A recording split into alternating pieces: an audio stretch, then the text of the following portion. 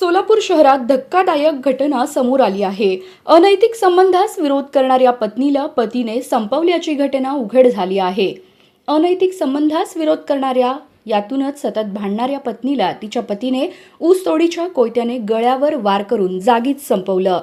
सविता जकप्पा पुजारी वय 35 राहणार हत्ताळी तालुका चडचण जिल्हा विजयपूर असं हत्या झालेल्या महिलेचं नाव आहे। ही घटना दक्षिण सोलापूर तालुक्यातील वडापूर या गावात रविवारी पहाटे 5 वाजेच्या सुमारास घडली आहे। या घटनेनंतर मंद्रुप पोलिसांनी संशयित पतीला ताब्यात घेतलं असून या प्रकरणी अधिक तपास सुरू आहे।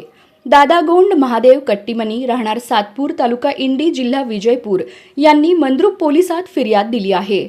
जकप्पा मणगेरी पुजारी राहणार हत्ताळी तालुका चडचण जिल्हा विजयपूर याला पोलिसांनी ताब्यात घेतलं आहे।